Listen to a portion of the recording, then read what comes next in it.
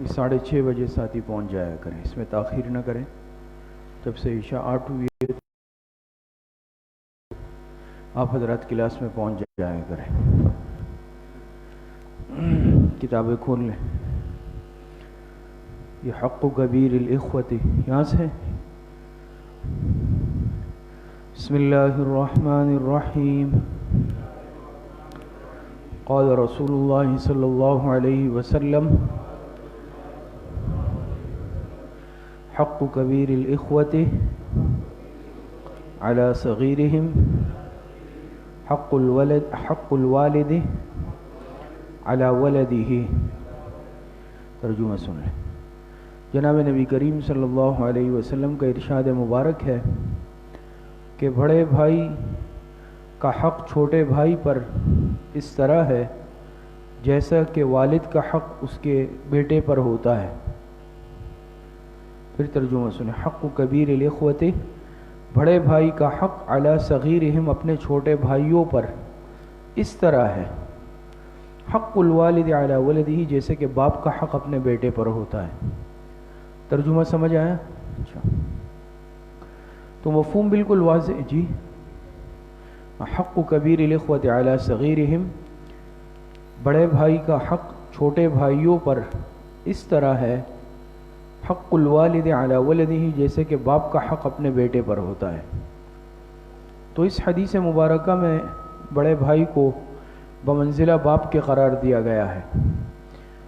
جس طرح والد کا اپنی اولاد پر حق ہوتا ہے اور اولاد کا بھی والد پر حق ہوتا ہے، دونوں طرف سے حقوق ہوتے ہیں، تو اسی طریقے سے بڑے بھائی کا چھوٹے بھائیوں پر حق ہے، چھوٹے بھائیوں کا بڑے بھائی پر حق ہے۔ تو بعض دفعہ ایسا ہوتا ہے کہ والد کا انتقال ہو جاتا ہے اور بعض اولاد چھوٹی ہوتی ہے، اب یہ بڑے کی ذمہ داری ہوتی ہے کہ وہ چھوٹے کے حقوق کا خیال رکھے۔ تو اب دیکھیں اس حدیث میں بڑے بھائی کو یہ پیغام دیا گیا، یہ سبق دیا گیا کہ اب تمہیں والد کی طرح، جس طرح تمہارے والد اپنی اولاد کا خیال رکھتے تھے، یہ تمہاری ذمہ داری ہے کہ تم اپنے چھوٹے بھائیوں کو شفقت، پیار اور محبت دو گے، ان کا خیال رکھو گے، ان کی ضروریات پوری کرو گے، ان کی اچھی تعلیم، اچھی تربیت، یہ اب تمہاری ذمہ داری ہے۔ تو یہ بڑے بھائی کی ذمہ داری۔ چھوٹے بھائیوں کو یہ پیغام دیا گیا کہ جس طرح باپ کا حق تھا ادب، احترام، تعظیم، خدمت، اب یہ تم پر اس بڑے بھائی کا حق ہے کہ تم اپنے والد کی طرح اپنے اس بڑے بھائی کا ادب کرو گے، احترام کرو گے، اس کے تعظیم سے پیش آؤ گے، اس کی خدمت کرو گے۔ تو یہ ان کے لیے پیغام ہے۔ بعض دفعہ ہم اس سے سمجھتے ہیں کہ صرف بس بڑے بھائی کا چھوٹے بھائیوں پر ہے، چھوٹے کا بڑوں پر نہیں ہے، چھوٹے بھائیوں کا بڑے پر نہیں ہے، بس یہ وہ صرف حکم چلائے گا، ایسا نہیں ہے۔ دونوں کو پیغام دیا گیا۔ چھوٹے بھائیوں کو یہ دیا گیا کہ تم اس کا ادب احترام کرو گے، اس کی جائز بات کو مانو گے، اس کی خدمت کرو گے، احترام سے پیش آؤ گے، بے ادبی سے اجتناب کرو گے۔ بڑے بھائیوں کو پیغام دیا گیا کہ والد کی طرح چھوٹے بھائیوں کا خیال رکھنا ہے، ان کے حقوق کی رعایت رکھنی ہے، ان کی ضروریات کو پورا کرنا ہے، ان کی اچھی تعلیم اور تربیت، یہ تمہاری ذمہ داری ہے۔ تو دونوں جانب سے حقوق ہے۔ دوسری بات یہ ہے کہ یہاں پر بڑے بھائی چھوٹے بھائی کا ذکر ہوا لیکن بہنوں کا ذکر نہیں ہوا کہ چھوٹی بہنوں کا حق نہیں ہے۔ تو علماء نے اس میں یہ لکھا کہ ان کا بھی یقیناً حق ہے، لیکن یہاں پر جب بھائی کا ذکر ہو گیا تو بہن جو ہے طبعاً اور ضمناً اس میں خود بخود آ گئی ہے، وہ داخل ہو گئی۔ بھائی کا ذکر کرنا یہ کافی ہو گیا، باقی یہ مطلب نہیں ہے کہ صرف چھوٹے بھائیوں کا ہے، چھوٹی بہنوں کا نہیں ہے، تو ایسا قطعی طور پر نہیں، یا بڑی بہن کا نہیں ہے تو ایسا بھی نہیں ہے۔ جب بھائی کا ذکر آ گیا تو بہن خود بخود اس میں شامل ہو گئی۔ دوسری بات یہ بھی ہے کہ ظاہری بات ہے کہ بہنیں وہ زیادہ کمزور ہوتی ہیں بھائی کے مقابلے میں، وہ زیادہ شفقت، ہمدردی، امداد، تعاون کی مستحق ہوتی ہے کہ ان کا خیال رکھا جائے۔ تو جب بھائی کا ذکر کر لیا تو بہن بطریق اولا اس میں شامل ہو گئی ہے۔ بات سمجھ میں آ رہی ہے؟ کیونکہ صرف اگر بہن کا ذکر ہوتا تو ذہن میں آتا کہ شاید بہن کمزور ہے اس لیے اس کا حق ہے، بھائی کا نہیں ہے۔ فرمایا نہیں، بھائی کا بھی ہے۔ اگر بھائی دیکھ لو، بھائی اگر چھوٹا ہے تو بڑے کے ذمے اس کے حقوق ہے، بھائی اگر بڑا ہے تو چھوٹے کے ذمے اس کے کچھ حقوق ہیں. حالانکہ عام طور پر بھائی جو اپنی ذمہ داری اٹھا لیتے ہیں، مرد ہے، تو جب مردوں کے حقوق کی شریعت نے رعایت رکھی ہے کہ وہ بھائی ہے، مرد ہے، لیکن اس کے باوجود تمہیں بڑے بھائیوں کے لیے پیغام ہے کہ چھوٹوں کا خیال رکھنا ہے، شفقت کرنی ہے، چھوٹوں کے لیے سبق ہے کہ بڑوں کا ادب کرنا ہے. تو بہن بطریق اولا اس کے مستحق ہے کہ ان کا خیال رکھا جائے، ان کو قطعی طور پر نظر انداز نہ کیا جائے. بعض مرتبہ یہ بھی ہوتا ہے کہ بہت سارے معاملات میں ایسا ہے کہ چلے بھائی کا کسی نہ کسی درجے میں خیال رکھ لیا، لیکن بہن کو بالکل ہی نظر انداز کر دیا، کسی کھاتے میں اس کو شمار نہیں کر رہے، تو یہ بہت ہی نامناسب عمل ہوتا ہے. پھر ہر اعتبار سے، جیسے میراث وغیرہ ہوتا ہے، ترکہ ہوتا ہے، اس میں بھی حقوق ہوتے ہیں. بعض دفعہ بڑا بھائی اگر وہ طاقتور ہے یا بڑا ہے تو چھوٹے بھائیوں کے حقوق ختم ہو گئے، وہ سب قبضے میں لے لیے. یہ جائز نہیں ہے، قیامت کے دن اس کی پوچھ ہوگی. چاہے بعض ایسے ہیں کہ چھوٹے بھائی نابالغ بھی ہوتے ہیں، چھوٹے بھی ہوتے ہیں یا کمزور ہے، بڑا بھائی ہے، اس کے ہاتھ میں سب کچھ ہے نا، وہ کرتا دھرتا ہے، تو اس کو زیادہ خیال رکھنا چاہیے امانت اور دیانت کے ساتھ. نہ یہ کہ وہ جو ہے ان چھوٹے والوں کے حقوق کو، ان کے حصے کو بالکل ختم کر دے، کھا لے. قیامت کے دن اس کی پوچھ ہوگی، حقوق العباد میں سے. اور بطریق اولا پھر بہنوں کا، بعض مرتبہ بھائیوں کا تو کسی نہ کسی درجے میں چلیں دے دیتے ہیں، لیکن بہنوں کا حق ہم دبا لیتے ہیں، زبردستی کر لیتے ہیں یا نہیں دیتے. تو یہ بھی نامناسب عمل ہے اور شرعاً اور اخلاقاً ہر اعتبار سے ناجائز ہے. چاہے بھائی ہے چاہے بہن ہے، ہر ایک کو اس کا جائز حق دیا جائے. آگے دیکھ لیں. بسم اللہ الرحمن الرحیم. قال رسول اللہ صلی اللہ علیہ وسلم کل بنی آدم خطاء وخیر الخطائین التوابون. ترجمہ سنیں. جناب نبی کریم صلی اللہ علیہ وسلم کا ارشاد مبارک ہے کہ ہر بنی آدم خطا کار ہے. بنی آدم سے مراد انسان، تمام انسان آدم علیہ السلام کی اولاد ہے نا، تو ہر بنی آدم خطا کار ہے کسی نہ کسی درجے میں. لیکن وخیر الخطائین التوابون، بہترین خطا کار کون ہے؟ جو توبہ کرنے والے ہیں. پھر ترجمہ سنیں. آپ علیہ السلام نے ارشاد فرمایا ہر بنی آدم، ہر انسان خطا کار ہے. غلطی کی ہر ایک سے کوئی کسی نہ کسی درجے میں ہوتی ہے. کوئی یہ دعویٰ نہیں کر سکتا نا کہ مجھ سے کبھی کوئی غلطی خطا نہیں ہوئی ہے، یہ نہیں کر سکتا انسان. انبیاء معصوم ہوتے ہیں. بات سمجھ میں آ رہی ہے؟ صحابہ محفوظ ہیں، انبیاء معصوم ہیں.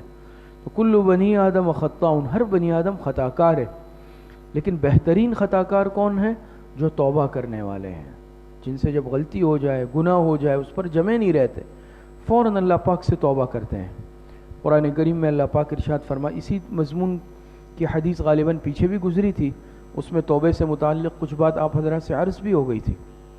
قرآن کریم میں اللہ پاک ارشاد فرماتے ہیں وَتُوبُوا إِلَى اللَّهِ جَمِيعًا أَيُّهَا الْمُؤْمِنُونَ لَعَلَّكُمْ تُفْلِحُونَ، کہ تم سب کے سب اللہ پاک سے توبہ کرو تاکہ فلاح کامیابی پا سکو. تو معلوم ہوا کہ کامیابی جو ہے یہ توبے میں پوشیدہ ہے. توبہ جب انسان اپنے گناہوں سے نہیں کرے گا، یہ دنیاوی اعتبار سے بھی کامیاب نہیں ہو سکتا. اسی طریقے سے دوسری جگہ اللہ پاک ارشاد فرماتے یا ایھا الذین آمنوا توبوا الی اللہ توبۃ نصوحا، اے ایمان والو تم سب کے سب اللہ پاک سے توبہ کرو، سچی پکی توبہ. توبۃ نصوح، توبہ نصوح کہتے ہیں سچی توبہ، پکی توبہ. تو سچی توبہ کرو. اور حدیثوں میں بھی توبے کی فضیلت اور اہمیت آئی ہے، جیسے اس روایت میں کل بنی آدم خطاؤن وخیر الخطائین التوابون. اسی طریقے سے ایک اور روایت میں آتا ہے، جناب نبی کریم صلی اللہ علیہ وسلم نے ارشاد فرمایا التائب من الذنب کمن لا ذنب له، شاید یہ گزری بھی ہو کہ گناہ کر کے توبہ کرنے والا ایسا ہے جیسے اس نے گناہ کیا ہی نہیں. بات سمجھ میں آ رہی ہے؟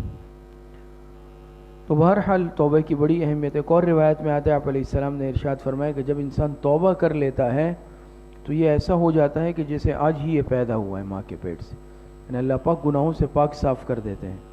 تو بہرحال ہر انسان سے گناہ ہو جاتے ہیں، غلطی ہو جاتی ہے، لیکن بہترین انسان وہ ہے، دیکھیں خیر الخطائین فرمایا، یعنی بہترین خطا کار. اب خطا کار بھی بہترین ہے، جی ہاں، بہترین خطا کار وہ ہے کہ جو غلطی کے بعد گناہ کے بعد فوراً توبہ کرتا ہے، اللہ پاک کی طرف رجوع کرتا ہے، اور انسان کی توبہ کبھی ضائع نہیں جاتی ہے، کبھی ضائع نہیں جاتی ہے۔ اس کا سب سے بڑا فائدہ تو یہی ہے کہ انسان کا گناہ ختم کر دیا جاتا ہے، مٹا دیا جاتا ہے۔ اس سے بڑھ کر اور کیا ہوگا کہ انسان کے گناہ اللہ پاک توبے کی برکت سے کیا کر دیتے ہیں؟ مٹا دیتے ہیں۔ بہت بڑی برکت ہے اور فائدہ ہے توبے کا۔ اسی طریقے سے بعض مرتبہ یہ بھی ہوتا ہے کہ گناہ مٹا دیا جاتا ہے اور اللہ پاک کو اس بندے کی توبہ ندامت اتنی پسند آتی ہے کہ ان کے گناہوں کو اللہ پاک نیکیوں سے بدل لیتے ہیں۔ یہ بھی ہوتا ہے۔ بات سمجھ میں آ رہی ہے؟ قرآن کریم میں اللہ پاک فرماتے ہیں ان الحسنات یذہبن السیئات۔ بات سمجھ میں آ رہی ہے؟ تو بعض مرتبہ وہ توبہ اللہ پاک کو اتنی پسند آتی ہے کہ گناہ بھی معاف کر دیتے ہیں، اور جو گناہ ہوتے ہیں اس کو اللہ پاک نیکیوں میں بدل لیتے ہیں۔ تو یہ کتنی بڑی بات ہے۔ تو گناہ پر نادم ہونا، شرمندہ ہونا، یہ اللہ پاک کو بہت پسند ہے۔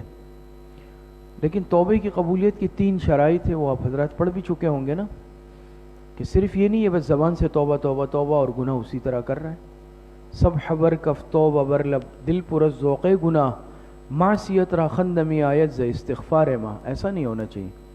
توبے کی قبولیت کی 3 شرائط لکھی ہے۔ سب سے پہلی شرط، یہ لکھ لیں، شرائط امتحان میں بھی آ سکتی ہے۔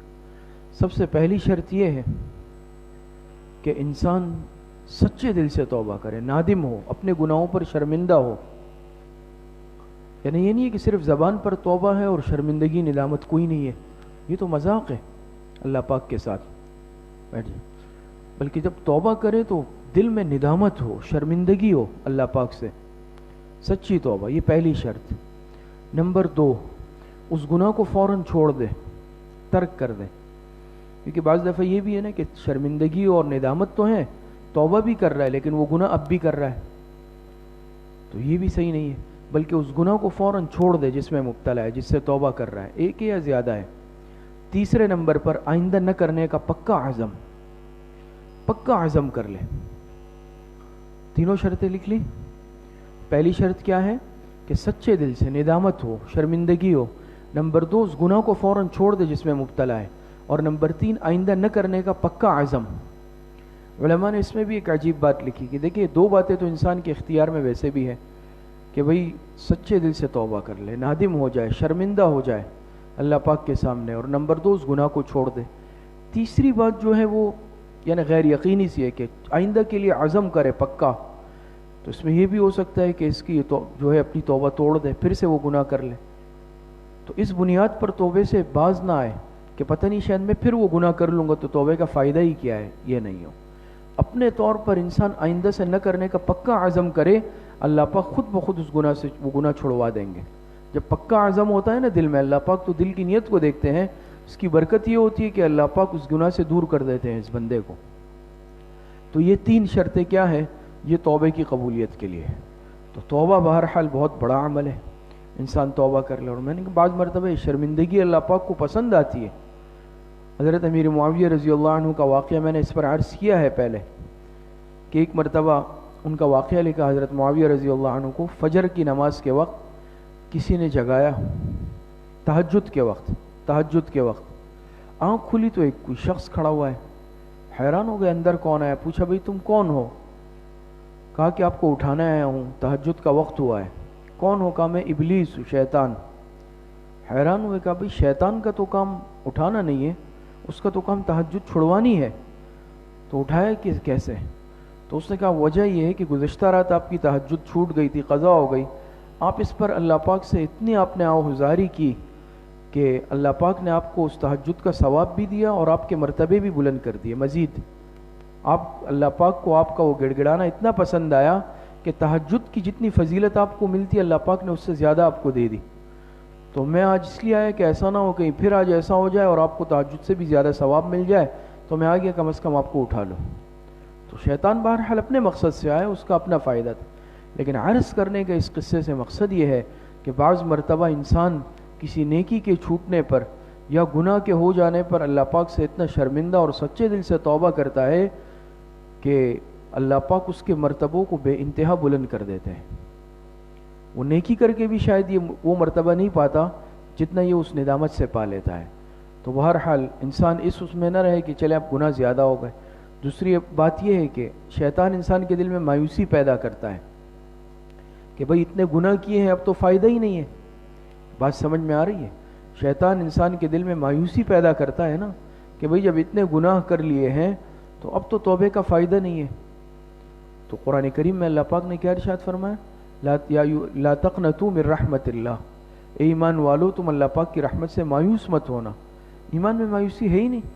ایک انسان ساری زندگی بھی اگر گناہ کر لے، زمین اور آسمان کا خلا بھر جائے، لیکن اگر وہ سچے دل سے توبہ کر لے اللہ پاک وہ بھی معاف کر دیتے ہیں. اللہ پاک تو چاہتے ہیں یہ بندہ توبہ کرے اور میں معاف کر دوں. تو مایوسی تو نہیں ہے زندگی کے کسی بھی موڑ پر.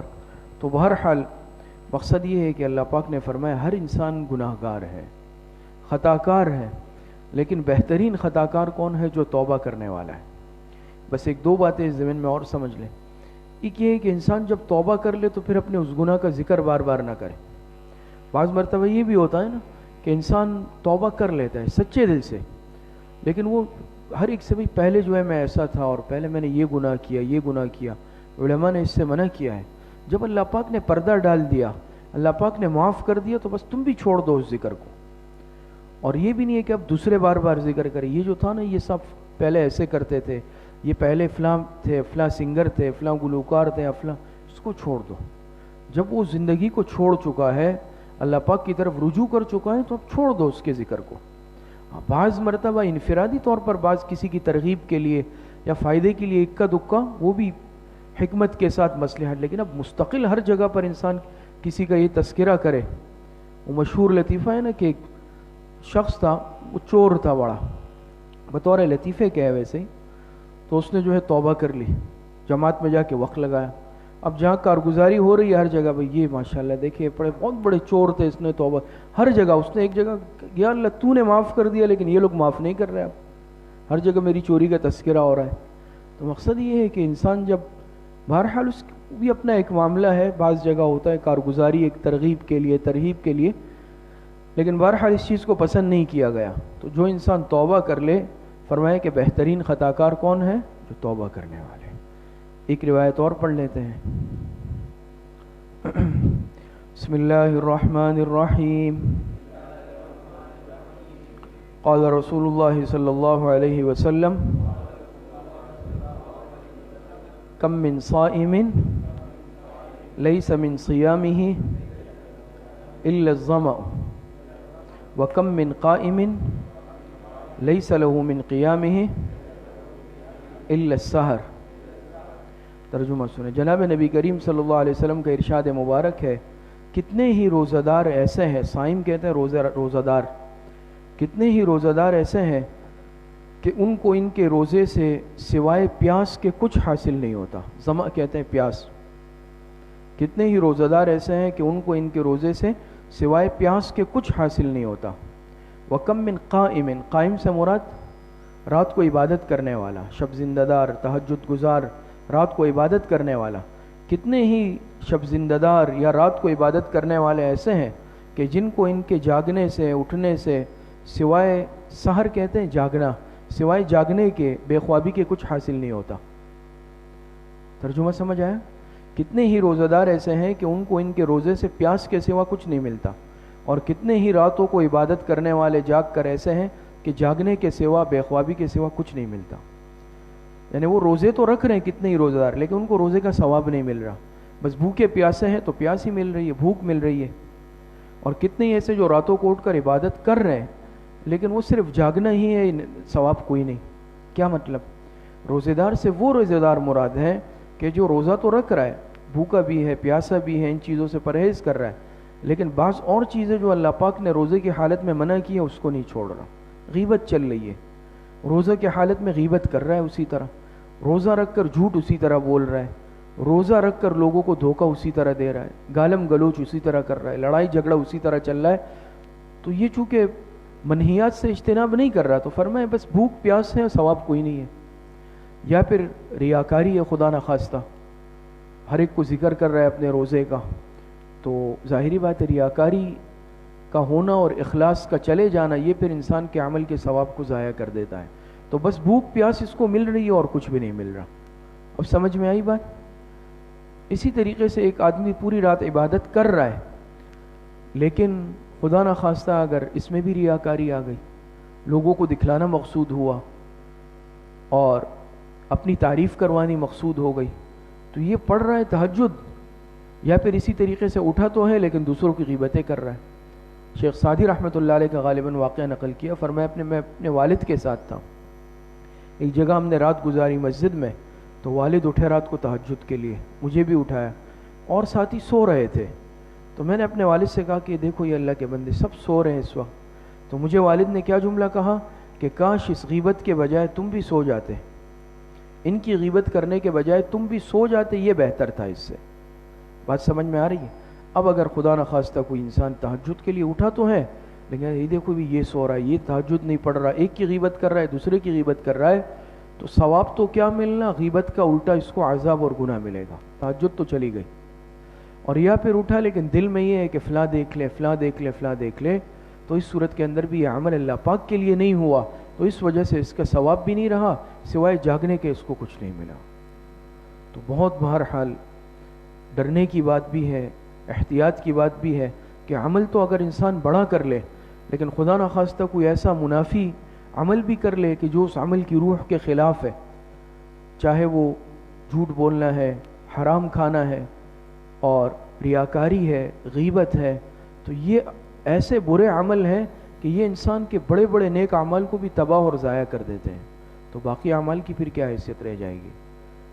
اللہ پاک صحیح عمل کی توفیق عطا فرمائے۔ السلام علیکم۔